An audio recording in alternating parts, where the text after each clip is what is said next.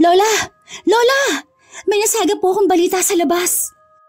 Pinabili lang kita ng sabon eh. Sumagap ka na ng tsismis. Kaya pala ang tagal mo. Hindi po ito tsismis lang. Patay na po si Mang Macario.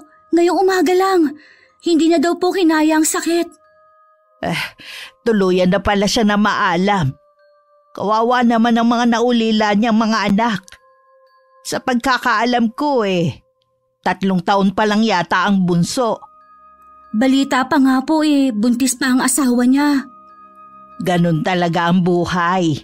Hindi natin alam kung hanggang kailan tayo sa mundong ito. Kaya dapat piliin natin ang maging mabuti lagi sa kapwa natin. Ipagdasal na lang natin ang kanyang kaluluwa.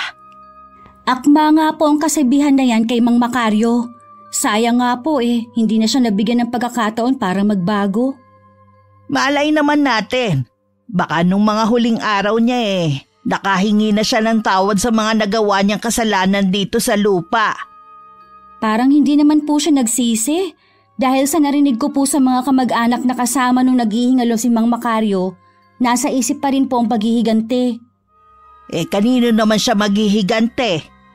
Sa mga kainuman daw po na nagpabarang sa kanya, wala naman daw pong ibang gagawa nun kundi ang nakainuman na may lihim na galit sa kanya. Marami naman siyang nakaaway Bakit naman ang mga nakaharapan niya sa inuman ng pagbibintangan niya? Ewan ko nga po yun naman po narinig ko lang na usap-usapan kanina. Madalas naman po yung napaparambol tuwing umiinom. Kaya po siguro yun ang naisip niya. Sinabihan ko na kasi sila una pa lang. Pero hindi sila nakinig sa akin. Meron po kayong sinasabi, Lola? Wala apo. Akin na yung sabon na pinabili ko sa'yo. At nang maibabad na ang mga puting damit. Ako na lang po ang bahala, La. Hindi ba magre-review ka pa para sa board exam mo? Nawala na po ako sa wisyo dahil sa balita kay Mang Macario. Mamayang gabi na lang po siguro. O sige, ikaw nang bahala. Maiwan na muna kita at may gagawin lang ako. Sa kabilang bayan talaga ang bahay ng pamilya ko. Tuwing may pasok sa eskwelahan, lahat kami magpipinsan ay sa bahay ni Lola Tatiana nakatira.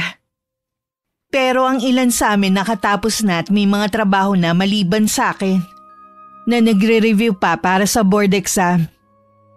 Pangarap ko kasi mula ng bata ang maging guro. La, akala ko po ba pupunta kayo sa Lamay? Bakit hindi pa po kayo nakagayak? Gusto ko sanang pumunta. Kaya lang hindi maganda ang panahon. Oo nga po no. Samantalang kanina maaliwalas naman ang panahon. Bukas na lang po kayo pumunta, La. Sasama din po ako sa inyo. 5 araw naman daw po ang burol Hayan na nga. Lumakas na ang ulan. Malamang po niyan walang masyadong makikipaglamay. Sana naman sa mga susunod na araw maganda na ang panahon dito sa atin. Darating kasi ang pinsan mo na taga Maynila. Dito muna siya ng 1 buwan. Sino pong pinsan? Si Daryl. Anak ni Tita Beth mo na sa Maynila na nakatira. Yung po bang stepdaughter nyo? Oo, siya na nga. Mabuti po may komunikasyon pa kayo kahit matagal na ang huling pagkikita ninyo. Hindi naman kami nawalan ng komunikasyon Lagi pa rin siyang tumatawag sa akin. At minsan pinapadala niya sa akin ang larawan nilang mag-anak. Kahit nung nag-abroad siya, hindi siya nakakalimot. Ang bait naman po pala niya. Marunong din siyang tumanaw ng utang na loob sa pagpapalaki ninyo sa kanya. Mabait talaga ang Tita Beth mo, kahit nung bata pa siya. Malapit silang dalawa ng nanay mo nung araw. Bakit po ang anak lang niya ang magbabakasyon dito? Mula kasi nung mamatay ang asawa niya naging abala na siya sa kanilang negosyo. Medyo pasaway kasi ang nag-iisa niyang anak. Kaya gusto raw niya munang ilayo sa mga barkada. Umiiyak nga siya nung makausap ko siya Hindi na daw niya kasi alam ang gagawin sa anak. Baka naman po dito lang magpasakit ng ulo ang anak niya ha? Mabait naman daw ang anak niya. Yun nga lang daw naiimpluwensyahan ng mga barkada. Baka sakali daw magbago rito. Ewan ko bala. Parang hindi maganda ang kutob ko sa pagbabakasyon ng Daryl na yun dito sa atin. Baka naman imbis na tahimik lang kayo dito, magulo ng pagdating niya. Ngayon lang humingi ng pabor si Beth. Ayoko naman ipagkait yun sa kanya. Tsaka, malay natin dito nga magbago ang anak niya. Kayo pong bahala, Lola. Ayoko naman po na makialam pa sa desisyon ninyo lalo at nakikitira din lang ako dito. Ay nako, lalo pang lumalakas ang ulan. Ang mabuti pa maaga na tayong magsara ng mga bintana. Mauna na po kayo sa kwarto ninyo, Lola. Ako na po ang bahala magsara ng mga bintana at maglock ng pinto. O sige, maiwan na kita rito. Magdamag na hindi tumila ang ulan. Kinabukasan naman maagang pumunta ng palengke si Lola Tatiana para mamili ng pagkain namin para sa 1 linggo. Habang naghihintay, dumating ang isang kamag-anak ni Mang Macario. Hinahanap si Lola. May nangyari daw kagabi sa lamay at humihingi ng tulong para pangunahan ng padasal. Kahit ako nagulat sa paglalarawan ng babae. Natagalan po yata kayo sa pamamalengke ngayon. Marami po bang tao? Hindi naman. Kaya lang wala akong mapili na isda Konti lang ang paninda. Ay siya nga po palala. Galing dito si Aling Mercy. Yung pinsan ni Macario? Bakit daw? Kailangan daw po ng tulong ninyo. Kung pwede daw po na pangunahan ninyo ang padasal para sa yumaong si Mang Macario. Kagabi po kasi may nangyari sa burol. Ano naman ang nangyari? Nakakakilabot po, Lola. Habang nagkukwento nga po si Aling Mercy nagtataasan ang balahibo ko. May kababalaghang bang nangyari? Ganun na nga po, Lola. Dahil nga daw po malakas ang ulan kagabi, hindi agad nila napansin ang ingay. Hanggang isang nagsusugal daw pong nakapansin na parang gumagalaw ang kabaong. Nang lapitan nga daw, biglang bumukas yung kabaong at lumabas ang napakaraming insekto. Hindi na nakakagulat yon dahil binarang nga si Macario. Ibig niyo pong sabihin, naniniwala kayo na binarang nga po si Mang Macario ng isa sa mga kainuman niya? Naniniwala nga ako na binarang siya, pero hindi nang nakainuman niya. Sino naman po kaya ang gagawa nun sa kanya? May pinaghihinalaan po ba kayo? Mahirap magbintang, iha. Kaya mabuti pang huwag ka nang makisali sa problema nila. Wala na rin magagawa dahil patay na yung tao. Kung meron man akong naiisip na tao, huwag mo na lang alamin pa. Pupunta na po ba kayo? Mamaya na. Masyado pang maaga para magtungo ron. Sasamahan ko na po kayo, Lola. Ako na rin po ang bahala sa pag-aayos ng mga pinamili ninyo. Wala ka bang gagawin ngayon? Akala ko ba isasabay mo sa pagre-review mo ang pagtututor sa mga bata? Ganun na nga po, sana. Kaso mga magulang na po ang umaayaw. Bakasyon naman daw. Baka daw po manawa ang mga bata sa puro aral. Sabi ko nga po, libre naman ang pagtuturo ko Ayaw pa rin po nila.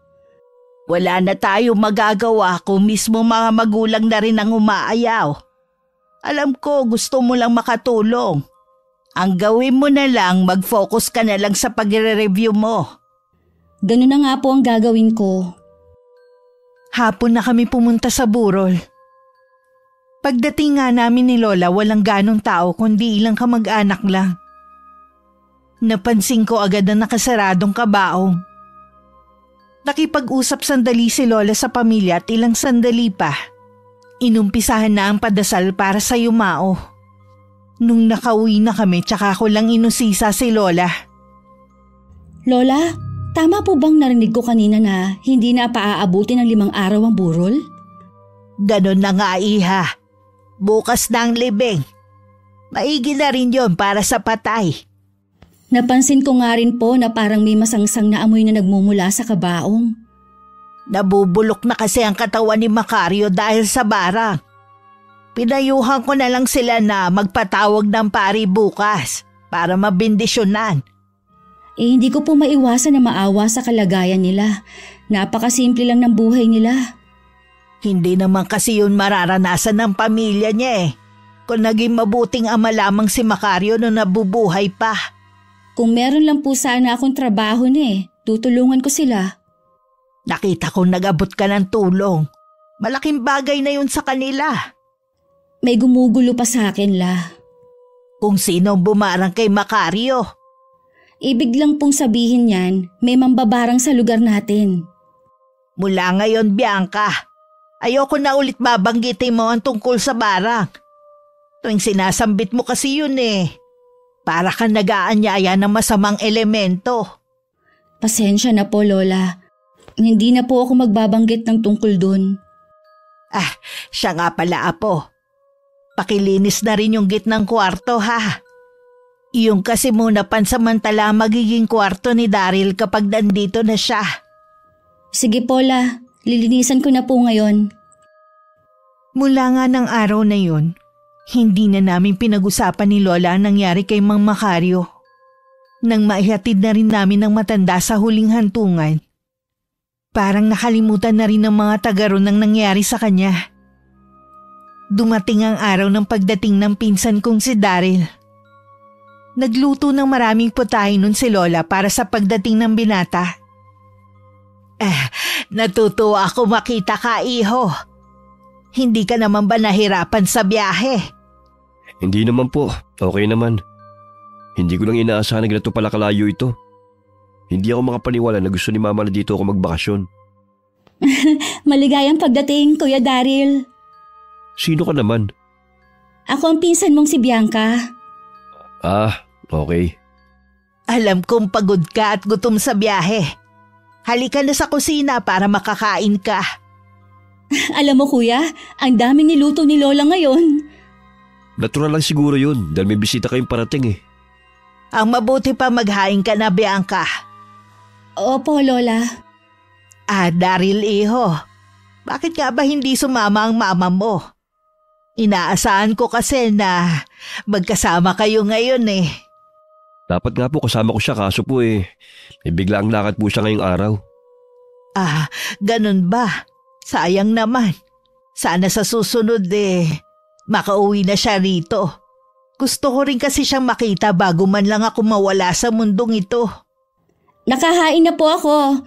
Pwede na po tayong kumain. Sige na, Apo. Maupo ka na.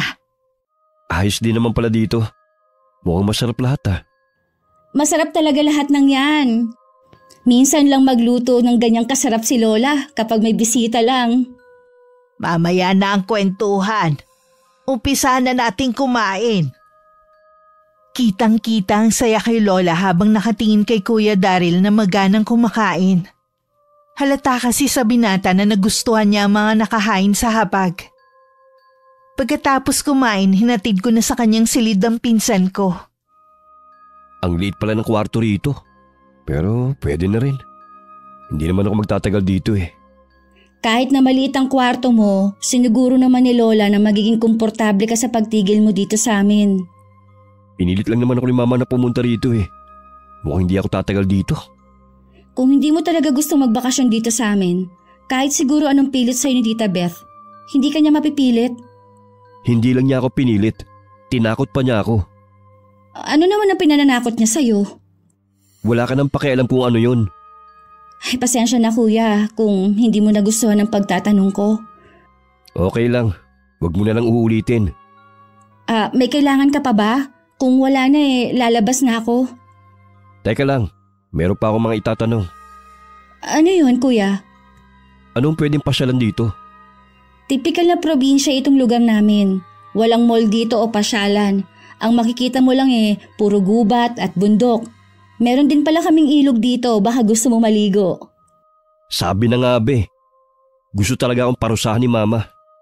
Hindi ka lang kasi sanay sa buhay probinsya. Pero sana, kapag nagtagal ka dito, magustuhan mo rin ang lugar namin. Kahit na kailan, hindi ko magugustuhan ang boring yung lugar. Sana naman habang nandito ka, matuto kang makisama. Huwag mo sanang pakitaan ng magaspang na pag-uugali si Lola. Oo na. Baka mamaya magsumbo pa kayo kay Mama.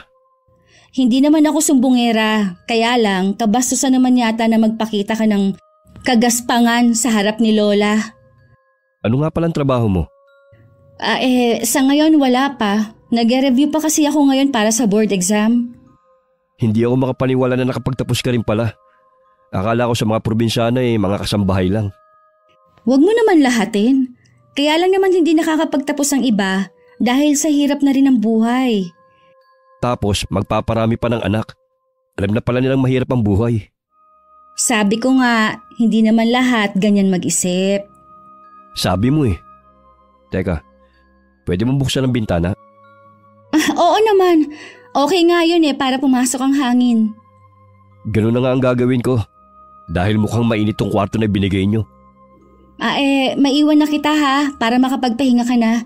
Alam ko kasing pagod ka sa biyahe. Hindi ko na hinintay na sumagot pa si Kuya Daryl.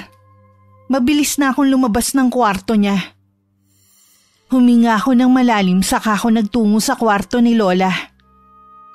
Napasukan ko siyang nakaupo sa tumba-tumba niya at nakatanaw sa labas ng bintana. Nagpapahinga na ba si Daryl sa kwarto niya? Bago ko po siya iniwan, sinabihan ko po siya na magpahinga na. Napansin ko na may ugali ang batang yon. Baka mamaya mapikon ka sa kanya. Hahabaan ko na lang po ang pasensya ko sa kanya. Halata naman po kasi na hindi sanay sa buhay dito sa probinsya. Salamat, Apo. Ikaw na rin sana ang bahala sa kanya habang nandito siya. Alam kong hindi na siya bata. Pero pwede mo ba siyang bantayan kapag lumabas siya ng bahay? Ang laking damulag naman po ng babantayan ko. Hindi naman po siguro siya mawawala dito sa lugar natin. Hindi naman yun ang inaalala ko Kung ganun po ano po ang inaalala nyo? Dahil may kagaspangan ng pag-uugali ni Daryl, baka hindi maiwasan na meron siyang makaalitan dito sa atin. Naku Lola, hindi lang po may kagaspangan ng ugali, kundi may kayabangan din pong taglay. Kaya nga kailangan ko ang tulong mo. Hanggat nandito lang naman ang Kuya Daryl mo sa atin Baka nga hindi masunod ang 1 buwan na bakasyon niya at magpasundo na rin. Pasensya na Lola sa sasabihin ko ha, pero mas gusto ko na wag nang magtagal dito si Kuya Daryl. Ayoko lang po kasi nga dahil sa kanya magka-problema kayo. Matanda na kayo para bigyan pa niya ng sakit ng ulo. Salamat Iha sa pag-aalala mo sa akin. Ayoko lang din kasing hindian ng Tita Beth mo. Bakit kaya ang bait ni Tita Beth? Tapos tabaliktaran naman ng anak niya. Sabi lang kasi ni Tita Beth mo, na-impluwensyahan ng barkada. Baka nga dahil doon. Sa tanda ba naman niyang yun? Nagpapa-impluwensya pa siya? Wala ba siyang sariling pag-iisip? Hindi naman kasi natin siya kilala ng lubos kaya mahirap manghusga. Sa bagay nga po. Sige Lola, ako na pong bahala kay Kuya Daryl habang nandito siya. Ipapasyal ko po siya sa magagandang lugar dito sa atin kung yun po magugustuhan niya. Malay mo naman, Apo. Baka po nakakaabala na po ako sa pamamahinga ninyo. Sige na po, lalabas na po ako. Sa kwarto lang po ako ha kung may kailangan kayo, Lola. Naisipan ko na lang magbasa ng libro sa kwarto hanggang makatulog ako. Kinabukasan, maaga naman ako nagising. Naabutan ko na si Lola sa kusina. Hindi ko na talaga kayo naunahan sa pagising sa umaga.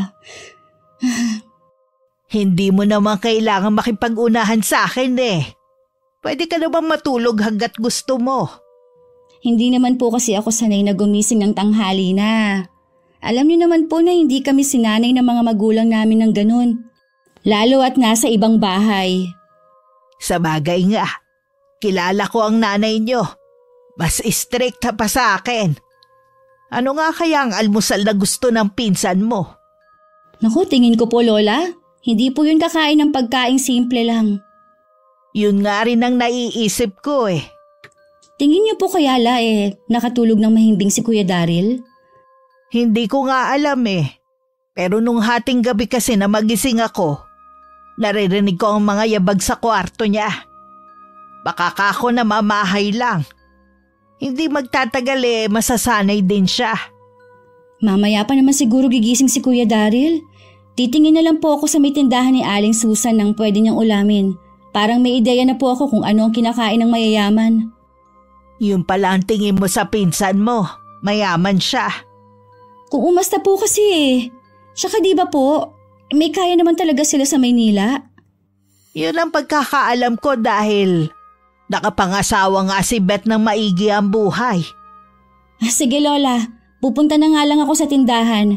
Ngayon na ako titingin ng pwede ipaulam sa bisita natin. Hindi ka ba magkakape muna? Mamaya na lang po pagbalik ko. Habang bumibili nga ako sa may tindahan, nakasagap patuloy ako ng tsismis. Dumaan kasi si Mang Tirso at Adeng sa may tindahan. Mailap ang mag-ama sa mga tagaron dahil sa may kapansanan ng binatilyong si Adeng. Sa koprahan nagtatrabaho si Mang Tirso at matagal nang namayapa ang kanyang asawa. Pag-uwi ko, nakakunot na ang noo ni Lola Tatiana. Halata na ang pagkainip sa mukha niya. Bakit natagal lang kayata? Ako, pasensya na po Lola. Napahunta lang po ako ng kaunti. Sabi na nga ba nakipagchismisan ka pa. Ano naman ang napag-usapan ninyo? Dumaan po kasi si Mang Tirso at ang anak niyang may kapansanan. Bakit kailangan yung pag-usapan ng buhay ng ibang tao? Lalo na ang mag-amang yon. Hindi po ako nakikisali sa kanila. Nakikinig lang po ako. Makinig ka sa akin ha. Iwasan mo ang mag-amang yon. Kahit makasalubong mo pa sila sa daan, huwag mo silang titingnan sa mga mata. Bakit naman po, Lola? Di ba alam mo naman ang usap-usapan sa mag-amang yon? Hindi sila nakikisalamuha sa mga tao. Tsaka, mainitin din ang ulo nung si Tirso. Lalo na kapag nasasaktan ng anak. Nakakapagtaka na, bumalik pa sila dito sa atin. Ang sabi po nila, baka daw walang makuha na trabaho sa probinsya ng asawa kaya bumalik dito sa atin. Sabi nga po nila, buti daw nung magkasakit si Mang Macario. Walang mag-ama dahil kung hindi daw, baka silang napagbintangan na bumarang. Wala naman alam ang mga taga rito kundi magtsismisan Kaya ikaw, iwasan mo ang mga taong yun. Hindi bagay sa'yo ang umasta ng ganon lalo't magiging guro ka. Ay, oo nga po pala. Sige po, hindi na ako makikisali sa kanila at kahit makinig man lang. Ano ba yung mga binili mo? Akin na at iluluto ko na. Bumili po ako ng hotdog, ham at nagdagdag na rin po ako ng itlog. Kakainin kaya ni Daryl yan?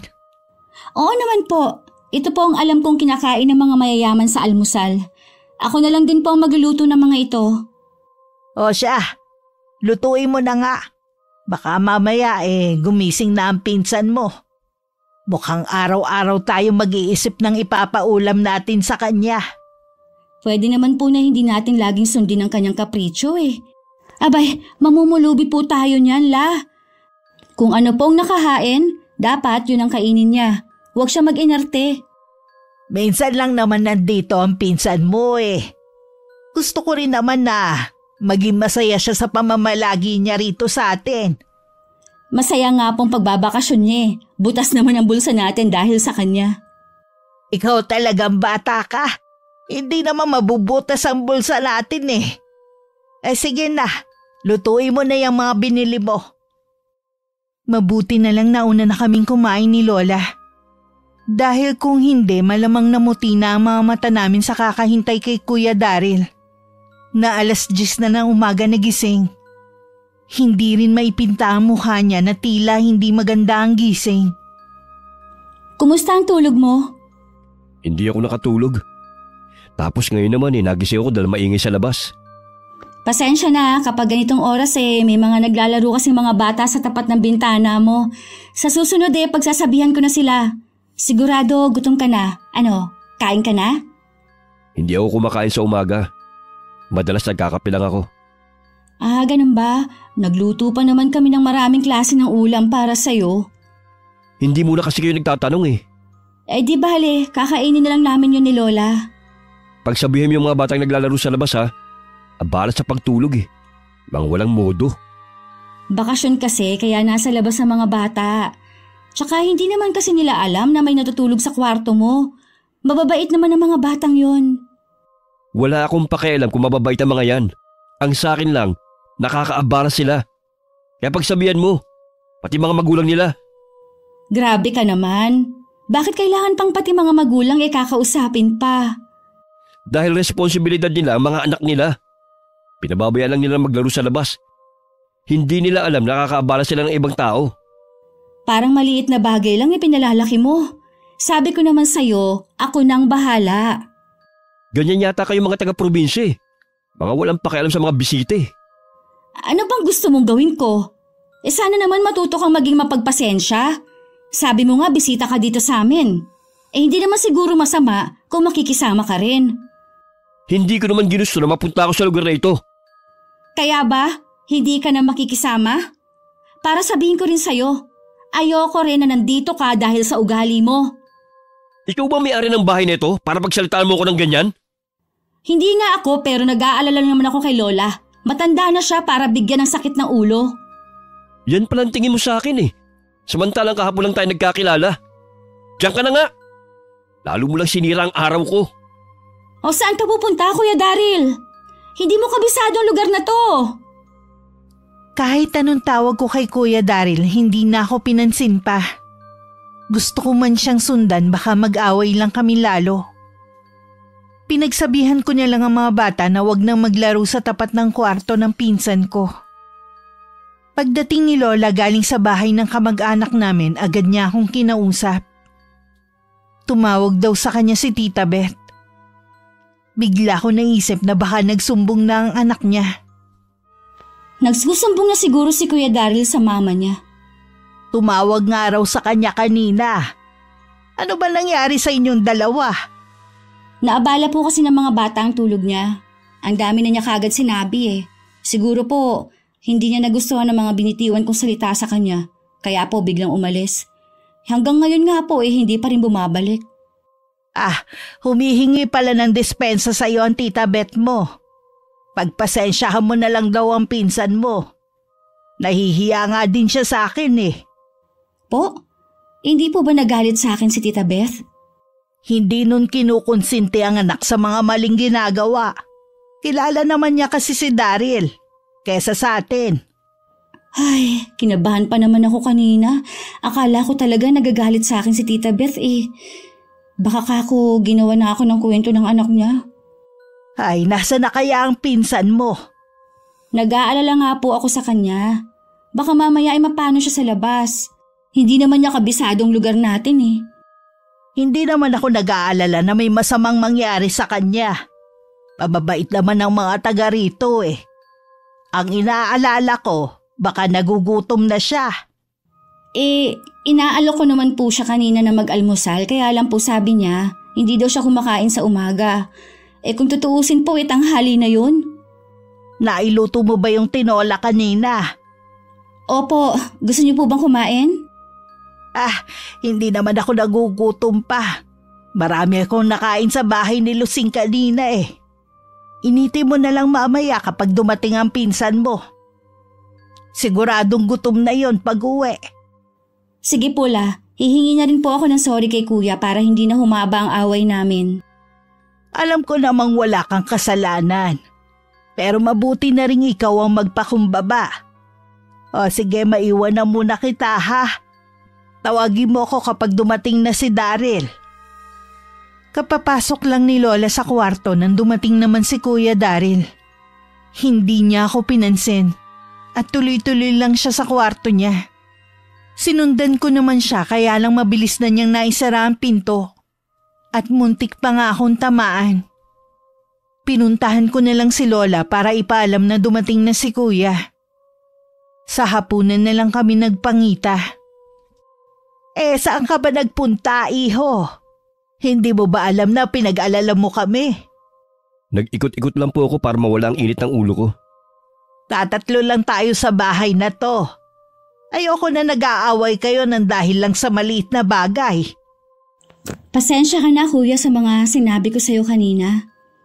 Anong magagawa ko? Nakikitira lang naman ako dito sa bahay na to. Magagawa mong sabihin lahat ng gusto mo. Nakikitira lang din naman ako sa bahay ni Lola. Ang akin lang naman, sana, habang nandito ka, Huwag mo naman pasakitin ang ulo ng lola natin. Nakikitira ka lang naman pala eh. Pero kung pagsalitaan mo ko, akala mo ikaw ang may-ari nitong bahay. Tama na yan. Ayoko na kayo makikita na nagtatalo. Lalo na sa harap ng hapagkainan. Pasensya na po, Lola. Ito lang ba ang ulam natin? Hindi ba paborito mo ang tinola? Oo nga po. Pero hindi ako sanay na iisa lang ang ulam pag kumakain. Pasensya ka na, apo. Bukas na lang ako magluluto ng ulam. Ano bang gusto mong ulamin bukas? Pupunta rin ako sa palengke. Buti po sana kung kaya niyong lutuin. Halata naman na puro simpleng lutuin lang ang alam niyo eh. Magluto na lang kayo ng maraming putahe bukas. Tapos mamimili na lang ako kung anong gusto kong kainin. Hindi kami mayaman ni Lola para maibigay ang gusto mo. Lalo na ang mag-aksaya ng pagkain. Kakainin naman natin yung mga yun eh. Paano maaksaya? Paano kapag hindi maubos? Eh di ipakain sa aso. Oh, hindi pa rin pag-aaksaya yun. Dahil hindi naman itatapon. Palibasa kasi, hindi mo naranasang magutom kaya mo yan nasasabi. Sa mga katulad namin na nakaranas ng gutom, bawat butil ng kanin mahalaga sa amin. Hindi ko nga naranasan na magutom. Pero hindi ko naman siguro kasalanan kung bakit lumaki kayo na mahirap. At ako nakakaangat sa buhay. Hindi ko naman sinasabi na kasalanan mo. Sana lang habang nandito ka, huwag mo kaming paghanapan ng buhay na nakasanayan mo. Hindi naman namin kayang ibigay ang lahat ng gusto mo eh. Ang dami mo na kagad sinabi. Huwag kang mag-alala. Tatawagan ko si mama. At sasabihin ko na magpadala ng pera dito. Baka maging kasalanan ko pa kapag naghihirap kayo. Ang mabuti pa mga apo, kumain na lang tayo. Maliban sa masama ang nagtatalo sa harapan ng pagkain, hindi rin magandang paghintayin ng grasya. Nauna na si Lola sa pagkuha ng pagkain. Parang napipilitan namang kumain si Kuya Daryl ng hapunan. Habang kumakain kami, tahimik lang ang lola namin. Batid ko na hindi niya nagustuhan ang pagtatalo na naman namin ng pinsan ko. Kinabukasan maaga kami na malengke. Ako ang pinapili ni Lola na sa tingin ko'y kinakain ni Kuya Daryl. Makalipas nga ng 1 oras, umuwi na rin kami. Nadatnan naman namin na gising na si Kuya. Mabuti namang gising ka na, iho. Bumili ko ng kakanin sa palengke. Halika, kumain tayo. Masarap tong iterno sa kape. Hindi po ako nag-aalmusal. Nagtimpla na rin ako ng kape kanina. Hindi ko gusto ang lasa ng kape nyo. Gusto mo ba ng tsokolate? Ipagtitimpla kita. Huwag na po. Mag-iikot na lang ako sa paligid. Masyado pang maaga para lumabas. Maya-maya na lang, iho. Pasasamahan kita kay Bianca para mapuntahan mo ang magagandang lugar dito sa amin. Oo nga kuya, lilinisin ko lang mga pinamili namin. Sandali lang naman to eh. O sige, hihintay na kita. Hindi pa nga ako nakakatapos sa gawain ko, sinabihan na ako ni Lola na samahan na si Kuya Daryl. Lukot na naman daw ang mukha at naiinip na. Napapahinga na lang ako ng malalim habang sumusunod. Habang naglalakad may mangilan-ngilan na bumabati sa amin at tinatanong ang pinsan ko. Matipid ko lang sinasagot na nagbabakasyon sa amin. Hindi ka man lang umiti sa mga bumabati sa atin? Baka isipin naman nila, napakasuplado mo. Hindi naman ako politiko para ngumiti sa mga makakasalubong natin. Hindi mo naman kailangan maging politiko para maging palakaibigan sa mga taga rito. Nandito ako para magbakasyon, hindi para makisalamuha sa mga tao rito. Ay, may mga kaibigan ka ba sa Maynila? Oo naman. Ano naman ang tingin mo sa akin? Kaya ako lang naman naitanong dahil sa ugali mo. Dahil hindi lang ako namamansin, akala mo wala na akong kaibigan? Hindi ba pwede na namimili lang ako ng mga kakaibiganin ko? Natural, yung papansinin ko, yung mga ka-level ko lang. Hindi mo nga pala kami ka-level. Pasensya na, kamahalan. Hindi mo naman kailangang mainis dahil sinabi ko lang ang totoo. Hindi ka nga bagay sa lugar namin. Walang mayaman dito eh. Alam mo, isa pa sa napansin ko, walang magandang mga babae rito. Kaya sobrang boring dito sa lugar nyo. Katulad ng mga kasalubong natin. Mukhang hinukay sa ilalim ng lupa ang mga itsura. Si Mang Tirso yan at ang anak niyang si Adeng. Mabuti pa sa kabila na lang tayo dumaan. Bakit kailangan tayong umiwas? Sila dapat dumaan doon. Hinano nga yung boses mo, baka marinig ka eh. Wala akong pakialam. Hoy, kayo mag-ama. Kita nyo lang ang dadaan kami. Dumiretso pa talaga kayo rito? Hindi mo pag-aari ang daan ito, iho. Mukhang hindi ka taga rito ha. Pero kung umasta ka, napakayabang ha. Eh ano ngayon kung mayabang ang dating ko sa inyo? Ang gusto ko, lumayo kayo sa akin. Pangit na nga ng lugar nyo, pati ba naman ng mga tao? Hindi ko yata gustong tabas ng dila ng kasama mo, Bianca. Pasensya na po kayo sa pinsan ko, Mang Tirso. Hindi lang po maganda ang gising niya. Apo ka rin pala ni Aling Tatiana. Palalampasin ko ito, iho. Pero sa susunod, hindi na. Ikaw, Bianca, pagsabihan mo ang pinsan mo, hindi ganun kahaba ang pasensya ko sa mga katulad niya. Oo po, huwag po kayong mag-alala. Pagsasabihan ko po siya. Bakit kailangan ikaw pang humingi ng pasensya sa mga yon? Kung mahirap ka na nga, mas mababa pa sila sa'yo. Hindi ka ba talaga titigil ha? Nakapag-aral ka naman siguro bakit ang bastos mo? Hanggang langit yung kayabangan mo ah. Bakit ka ba nagagalit ha? Ikaw tong bastos eh. Ibang tao pa talaga ang kinakampihan mo. Sinisiguro ko sa'yo na makakarating to kay mama. Sige, magsumbong ka. Wala akong pakialam. Nauna na akong naglakad pa uwi sa bahay. Hindi ko na rin napansin na tumigil sa di kalayuan ng mag-ama. At malinaw pang narinig ang mga sinabi ni Kuya Daryl. Pagdating sa bahay, kinuwento ko naman kay Lola ang nangyari. Kitang-kita ko naman sa kanya ang pamumutla. Mabuti na lang po, hindi siya pinatulan ni Mang Tirso. Totoo naman kasi, na parang hinukay sa ilalim ng lupa ang mag-amang yun. Ang mabuti pa, ayusin mo na ang mga gamit mo. Tatawagan ko ang mama mo at ipasusundo na kita rito. Dahil lang doon paalisin nyo na ako rito? Ang babaw nyo naman. Hindi ko hahayaan na bastusin mo ang mga kababaryo ko. Hindi pwede yung asal mo sa inyo ang pairali mo dito sa amin. Pero Lola, kararating ko lang. Pauwi nyo na kagad ako? Ano na lang po sasabihin ni Mama? Maiintindihan ng mama mo ang dahilan ko. Lalo't malalaman niya ang ginawa mo.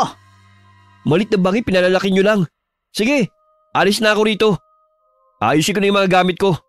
Ayoko naman talaga rito eh. Ayos lang po ba kayo? Namumutla po kayo. Oo, apo. Mali nga siguro na pumayag akong dumito si Daryl. Hindi ko akalain na malala pala ang pag-uugali niya. Kahit nga po ako'y nagulat sa inasal ng yun, seryoso po ba talaga kayo na pauwiin na si Kuya Daryl? Oo, ayoko na balang araw eh.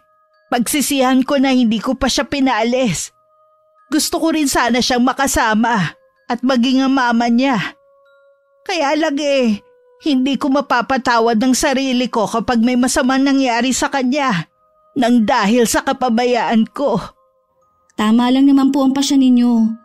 Kaysa naman po, dito pa siya makahanap ng kaaway. Kaya alam po, ano kayang sasabihin ni Tita Beth? Baka mamaya gawan pa tayo ng kwento ng anak niyang yan. Wala na akong pakialam kung magsumbong man siya ng kung ano-ano sa mama niya. Sana naman, pangaralan din ni Tita Beth ang anak niya. Hindi ba niya alam na pwedeng ikapahamak ni Kuya Daryl yung ugaling ganun?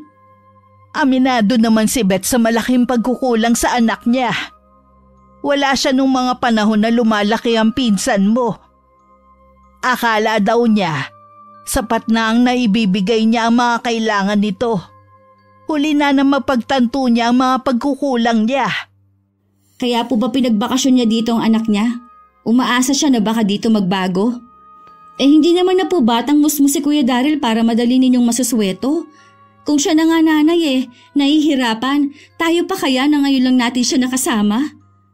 Yun na nga apo Sana naman hindi dibdibin ni Tirso ang ginawa ng pinsan mo. Sinabi naman po ni Mang Tirso na palalampasin niya ang ginawa ni Kuya Daryl. Mabuti nga kung ganon. Paano kung magbago ang isip niya? Ano naman po ang gagawin kung sakali ni Mang Tirso dun kay Kuya Daryl? Huwag mo nang alamin. Ang malas nyo naman kasi At nakasalubong niyo pa ang mag-amang yon. Habang nag-uusap kami ni Lola Tatiana kanina, pakiramdam ko meron pang mas malalim na dahilan ng pag-aalala niya. Nang araw ding yun umalis na sa amin si Kuya Daryl. Hindi pa nakakausap ni Lola si Tita Beth.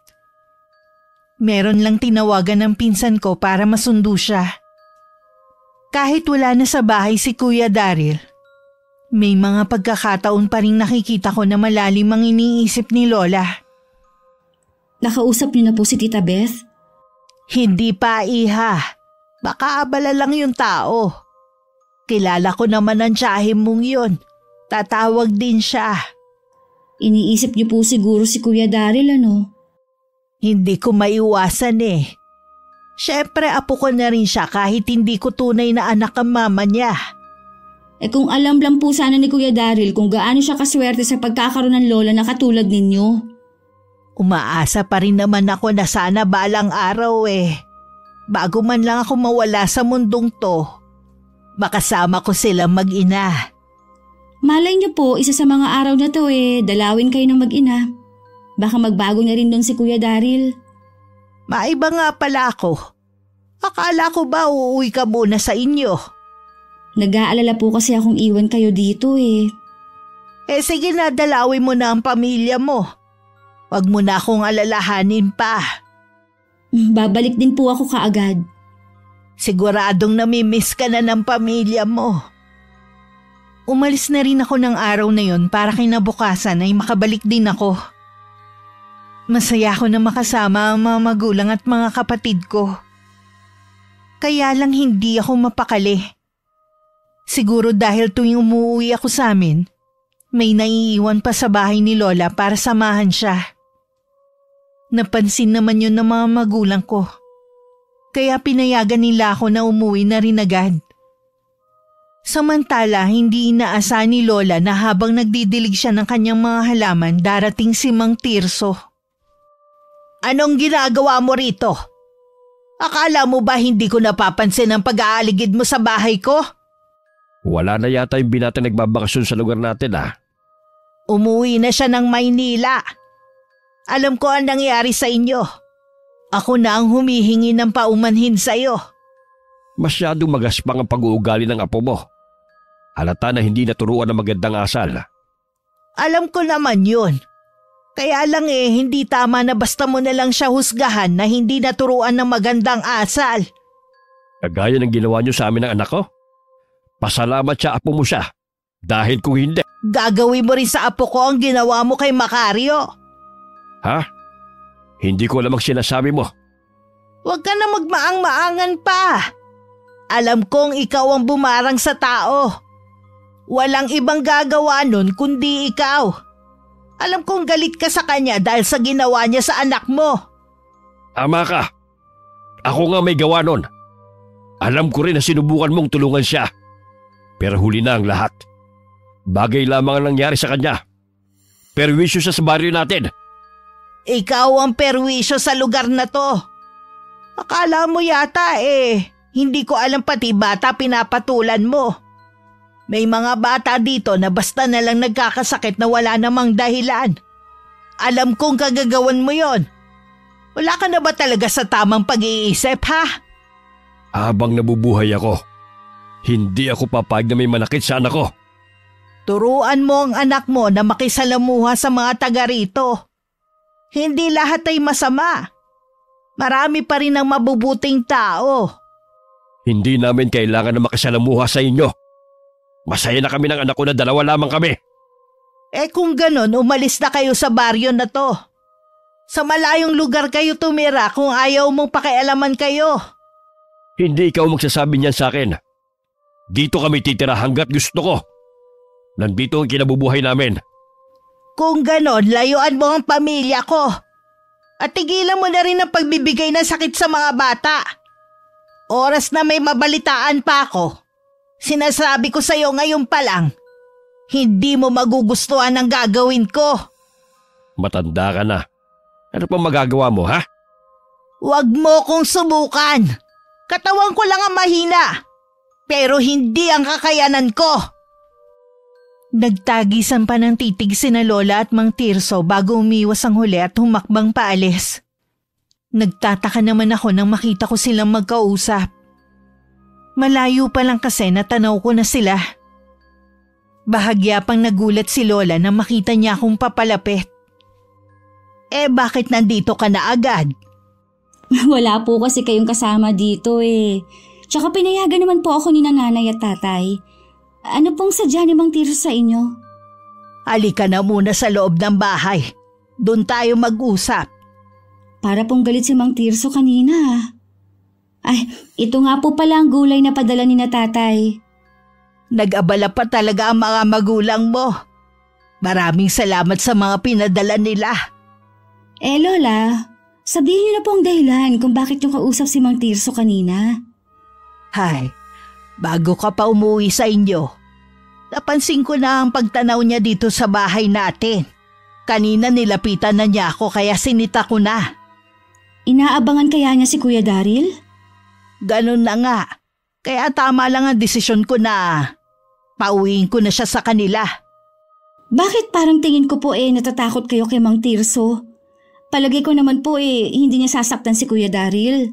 Wala naman po siyang sinasaktan sa mga taga rito eh. Yan ang palagay niyong lahat. Pero ang taong yon maitim ang budhi at mapaghigante. Ano po? Hindi ko po kayo maintindihan, Lola. Tama ang sinabi mo. Binarang si Macario. Binalaan ko sila noon pero hindi sila nakinig. Pinayuhan ko rin sila na huwag pupunta sa ospital. Lalo lang kasi nito pinadadali ang buhay niya. Puro kasi katigasan ng ulo ang pinaiiral eh. Si Mang Tirso po ba ang may kagagawa ng pangbabarang sa kanya? Wala nang iba. Kaya natakot ako nang sabihin mo na pinagsalitaan sila ni Daryl ng hindi maganda. Ngayon po alam ko na kung bakit niyo po kami pinaiiwas sa kanila. Kayo lang po bang nakakaalam ng tunay nilang pagkatao? Ang Lola Noemi mo alam din ang tungkol sa kanila. Ayoko lang na mapahamak kayo ng mga apo ko.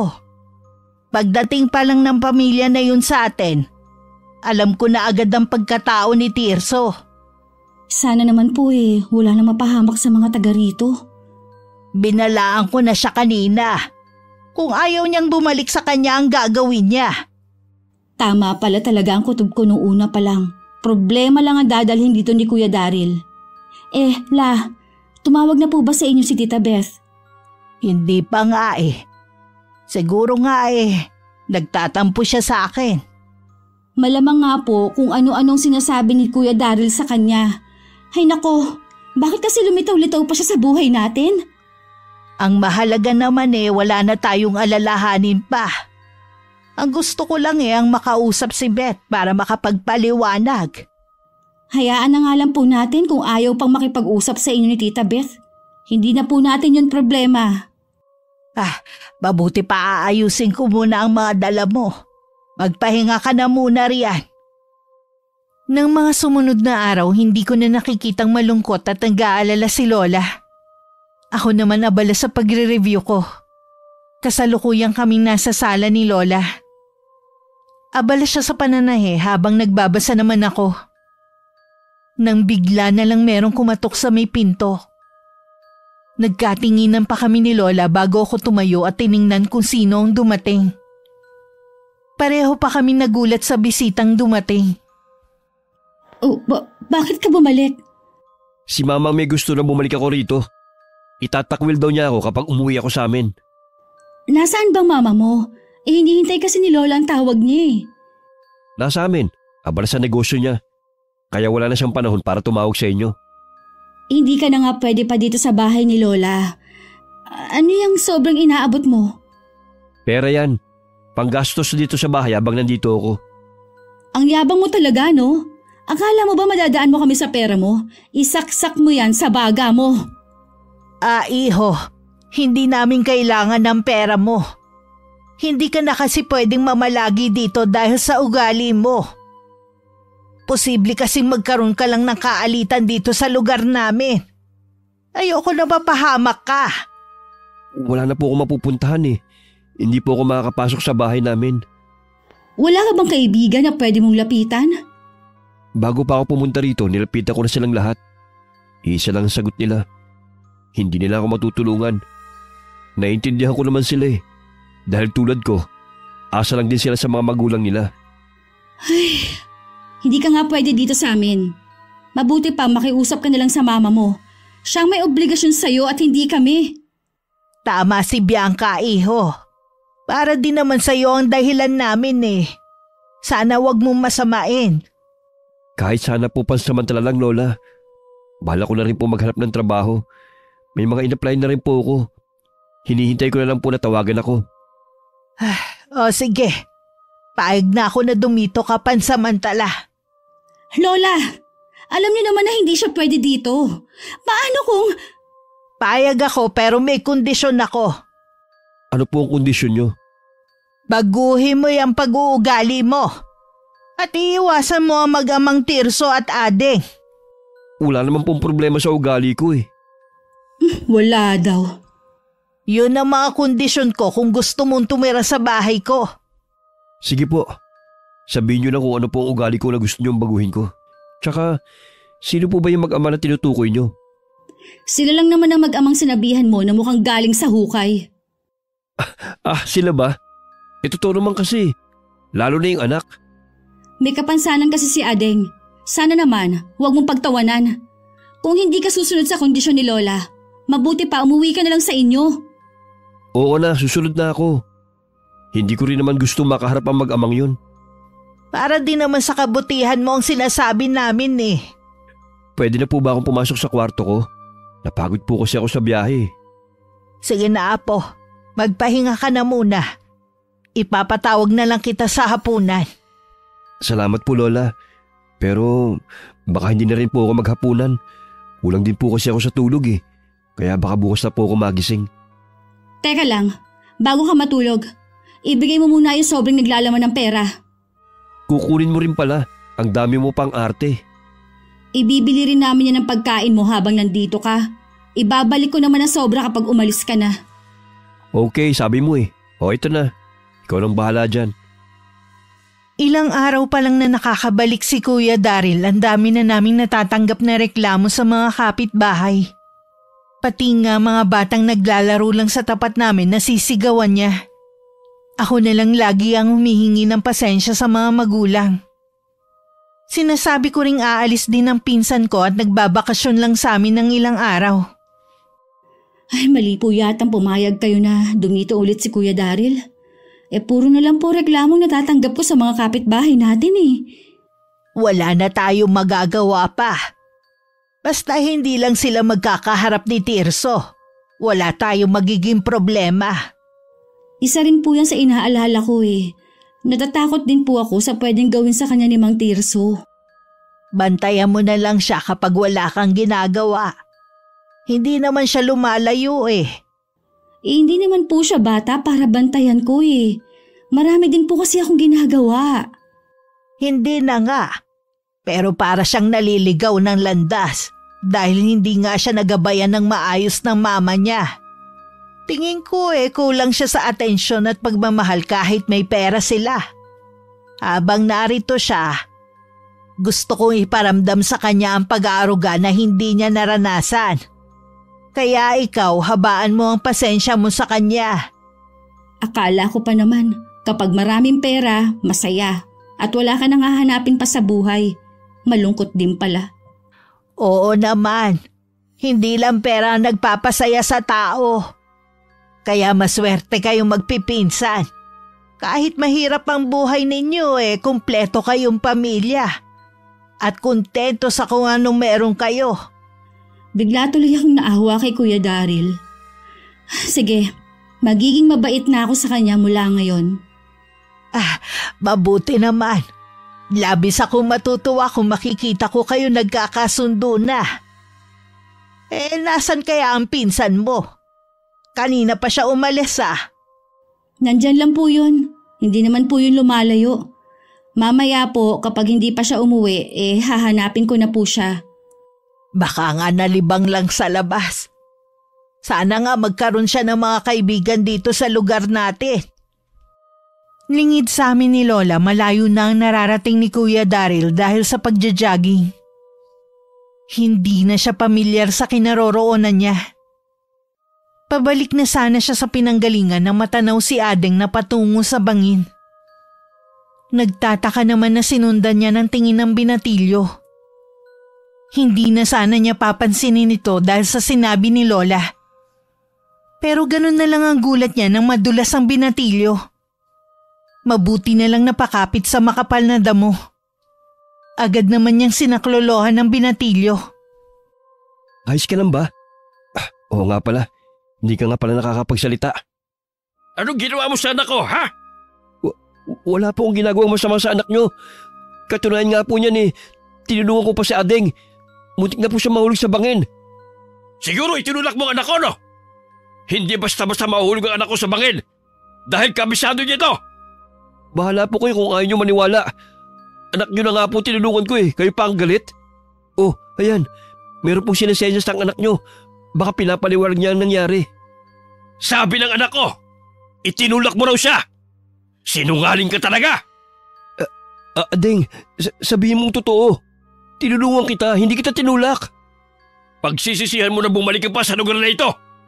Anak ko na lang ang natitira sa akin. Tapos balak mo pa siyang patayin? Hindi ko po magagawang pumatay ng tao. Maniwala po kayo sa akin. Tinulungan ko lang po talaga ang anak nyo. Tama na!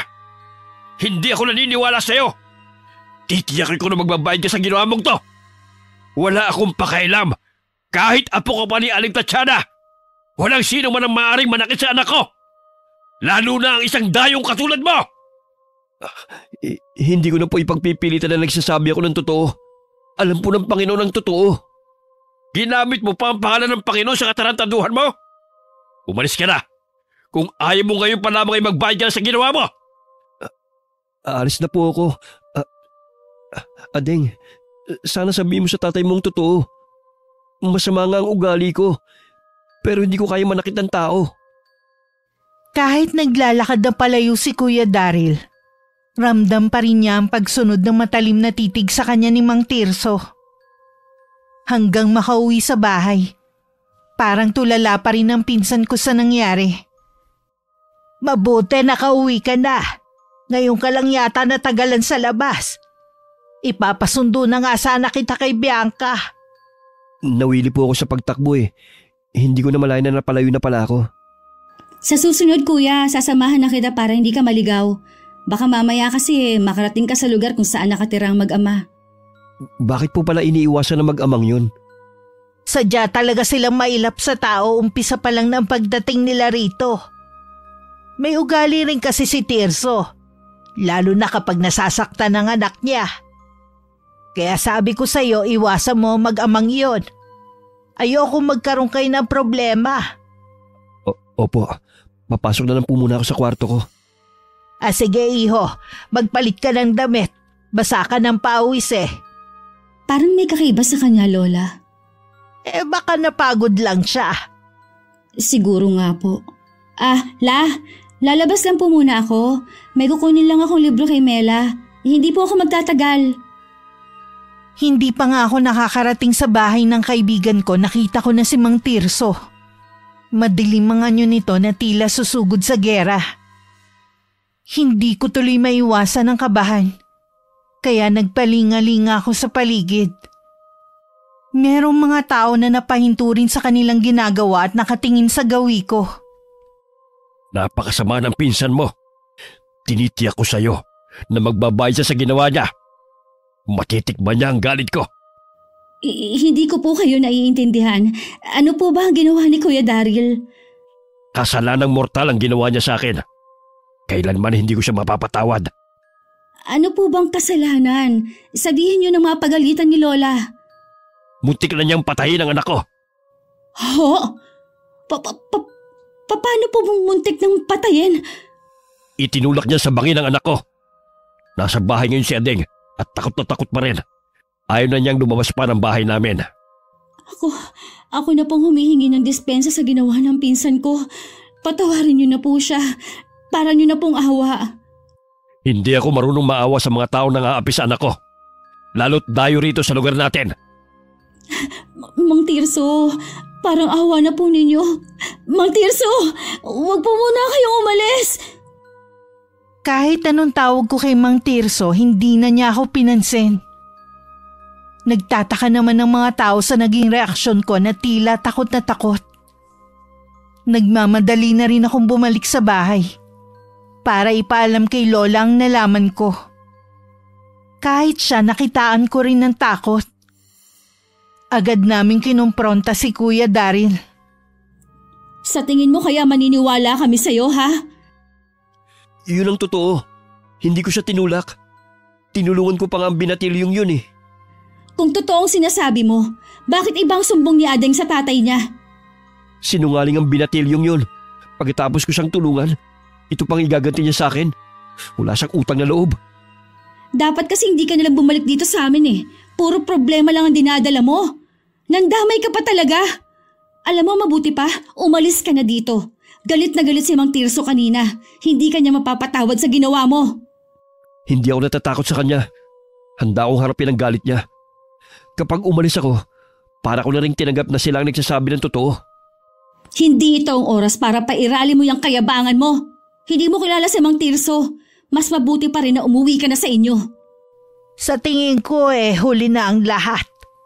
Hindi natin siya pwedeng paalisin rito. Haharapin natin ang problemang ito ng sama-sama. Maniwala po kayo, Lola. Hindi ko magagawa ang bagay na yun. Oo, mayabang ako at magaspang ang ugali ko. Pero hindi ko magagawa ang binibintang ng mag-ama. Naniniwala ako sa iyo, iho. Nararamdaman kong nagsasabi ka ng totoo. Salamat po, Lola, at naniniwala po kayo sa akin. Pwes, ako hindi naniniwala sa'yo. Galit na galit talaga sa akin si Bianca. Huwag mo na lang siyang pansinin.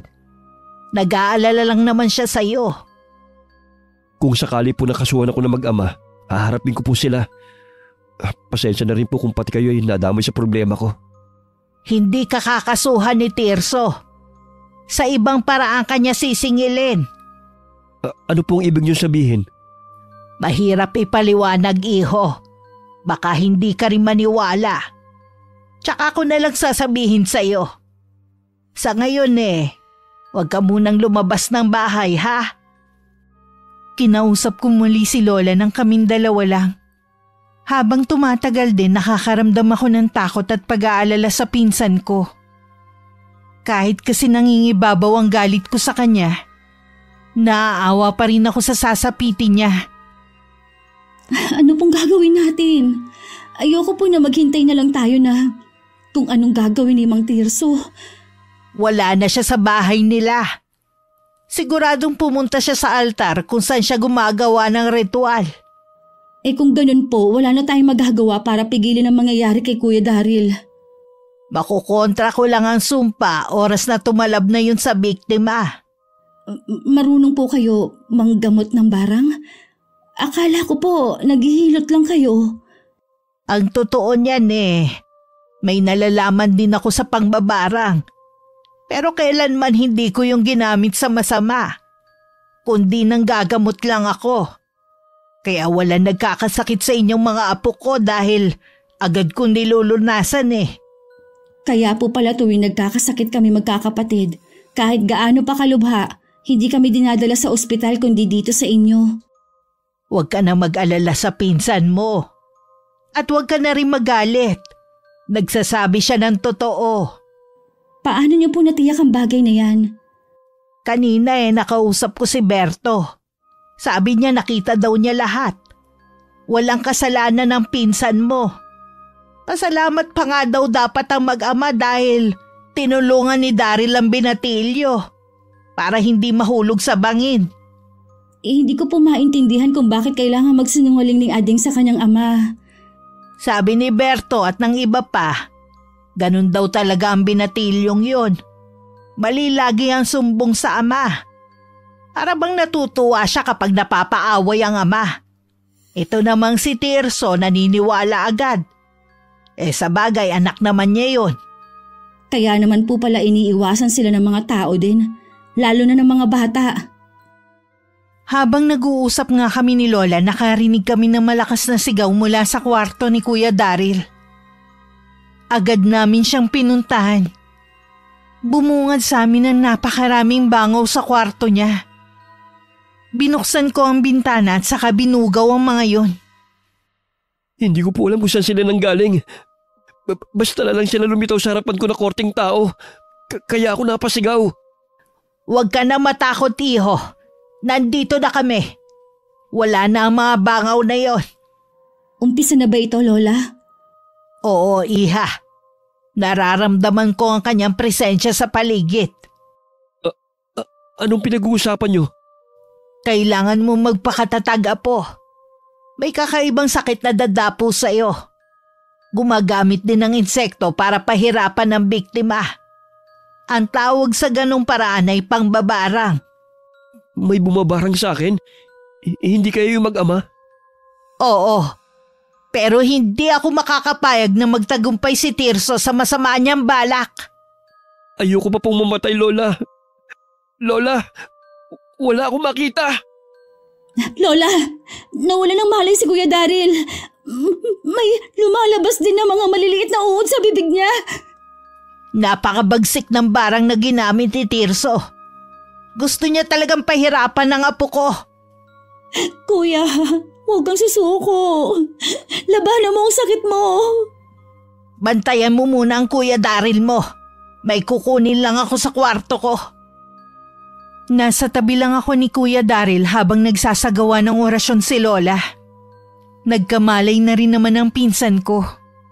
Nakakakita na rin naman siya pero lumuwa ang mata niya, nakita ang maliliit na ugat.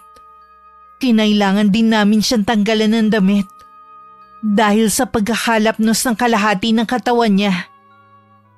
Parang nalapnos ng kumukulong mantika ang itsura nito. Anong ginagawa ni Lola? Anong inuusal niyang salita? Salitang Latin na natutunan pa niya sa kanyang mga ninuno. Gumagawa siya ng orasyon para gumaling ka na. Iyakin ka rin pala. Akala ko'y matapang ka eh. Sorry kuya, kung nakapagsalita ako ng hindi maganda. Sorry din kung hindi ako naniwala sa'yo. Wala yon. Kasalanan ko rin naman eh. Unang araw ko pa lang dito sa bahay. Hindi na magandang impresyon na ipinakita ko sa inyo ni Lola. Dapat nga ako humingi ng sorry sa inyo eh. Kapag gumaling ako, babawi ako sa inyo ni Lola. Kahit hindi ka na bumawi, basta gumaling ka na lang. Marami akong atraso sa inyo ni Lola. Tama lang na mabayaran ko mga kabutihan niyo sa akin. Ikaw na nga ang bahala kung yan ang gusto mo. Alam mo, ngayon ko lang naranasan na may mag-alaga sa akin. Tuwing nagkakasakit kasi ako, mag-isa lang ako eh. Ako din na nagpapainom ng gamot sa sarili ko. Masarap palang pakiramdam ang ganito. Mula ngayon, kahit simpleng lagnat lang ang mararamdaman mo, aalagaan ka na namin ni Lola. Talaga? Ang swerte ko naman sa inyo. Sana, noon ko pa kayo nakilala ni Lola. Hindi pa naman huli eh. Pwede pa tayo magsimula ulit. Pangako, magiging mabait na ako sa'yo. Bianca, pasensya ka na ha. Kumikirot kasi ang mga sugot ko at mga mata ko eh. Gusto ko munang matulog. Mamaya na lang tayo magkwentuhan ulit. Pakiusap lang. Huwag kang aalis sa tabi ko ha. Natatakot kasi ako eh. Huwag kang mag-alala. Hindi ako aalis sa tabi mo. Babantayan kita. Kitang-kita ko sa mukha ni Kuya Daryl ang paghihirap. Tumaas baba din ng kanyang dibdib na tila nahihirapan sa paghinga. Lalo rin lumulubha ang kanyang mga sugat. Nagnanana na ang mga yon at may malansang amoy na rin ang lumalabas. Lola, bakit po kaya lumalala ang kalagayan ni Kuya Daryl? Ayaw makipagkasundo ni Tirso. Gusto niya talagang mamatay si Daryl. Gagaling po ba si Kuya? Wala akong pagpipilian kundi ibalik sa kanya ang barang na ginawa niya. Yun lang ang paraan para makaligtas si Daryl. Bago ko isagawa ang huling orasyon, kailangan ko munang humingi ng kapatawaran sa Diyos sa gagawin ko. Alam kong malaking kasalanan ang gagawin ko. Pero ito lang ang tanging paraan para mailigtas ang pinsan mo. Gawin niyo na po, Lola. Hirap na po si Kuya Daryl. Wala naman siyang kasalanan para magdusa. Oo, Apo. Gagawin ko na. Iwan mo muna ako. Kailangan ko mapag-isa sa gagawin ko. Sige po, Lola. Sa tabi lang ako ni Kuya Daryl. Pabiling-biling na si Kuya Daryl sa kanyang higaan dahil sa matinding sakit na nararamdaman. Kahit anong pagpapakalma na gawin ko, parang hindi niya ako naririnig. Samantala, palakas naman ng palakas ang inuusal na dasal ni Lola. Para bang bawat salita na binibitiwan niya ay latigo na lumalatay sa katawan ng pinsan ko. Kasabay ng paghinto ni Lola sa kanyang orasyon, bigla na lang dinawalan ng malay si Kuya Daryl. Lola, si Kuya Daryl po nawala ng malay. Hindi na siya gumagalaw. Hintayin lang natin. Gagaling na rin ang pinsan mo. Ang ibig niyo pong sabihin, natalo niyo si Mang Tirso? Oo, Apo. Kailanman hindi magwawagi ang kasamaan. Salamat sa Diyos, ligtas na si Kuya Daryl. Tignan mo, unti-unti nang nawawala ang sugat niya. Bumabalik na rin sa dati ang mga mata niya. Oo nga po. Kuya, magaling ka na. Siguradong gutom siya kapag nagising. Magluluto muna ako para may makain ng pinsan mo. Bantayan mo muna siya hanggang magising siya. May lungkot ako na aninag kay Lola bago siya lumabas. Hindi ko na lang yun pinansin pa. Baka ako nagkakamali lang ako. Pagkalipas ng ilang araw, meron ipinagtapat sa amin si Lola. Maging kami man ng pinsan ko nakaramdam ng panlulumo. Walang dapat sisihin sa nangyari kundi ako. Wala kang kasalanan. Ang anak niyang nagtulak para gawin yun ng kanyang ama. Kung nagsabi sana siya ng totoo, hindi aabot sa ganito. Sana hindi na lang ako bumalik dito. Problema patuloy ang dinulot ko. Dahil sa akin nawala ng ama ang binatilyong yun. Kung hindi ko ibinalik sa kanya ang barang niya, ikaw ang mamamatay. Ilang beses ko siyang pinakiusapan pero hindi niya ako pinakinggan. Naging sarado na ang isipan niya. Binalot na ng matinding galit ang puso niya. Mahirap pong mawala ng ama. Naranasan ko po yun. Gusto ko po sanang tulungan si Adeng. Ako rin po, Lola. Gusto ko rin pong tumulong. Lagi na lang daw nagmumukmuk ang binatilyo sa bahay nila. Naaawa din naman ako. Kaya kayo na lang din ang magdala ng tulong ko. Hindi ko rin kasi maiwasan na makonsensya sa nangyari eh. Hindi ganun kadali na makuha ang loob ni Adeng. Lalo't kami ang sinisisi niya sa pagkamatay ng kanyang ama. Halos araw-araw namin siyang pinupuntahan para dalhan ng pagkain at mga damit. Sa pamamagitan man lang nun maramdaman niya ang taus-puso naming pakikiramay. Pinili na rin ni Kuya Daryl na sa baryo namin manirahan. Hindi makapaniwala ang mama niya sa naging desisyon niya.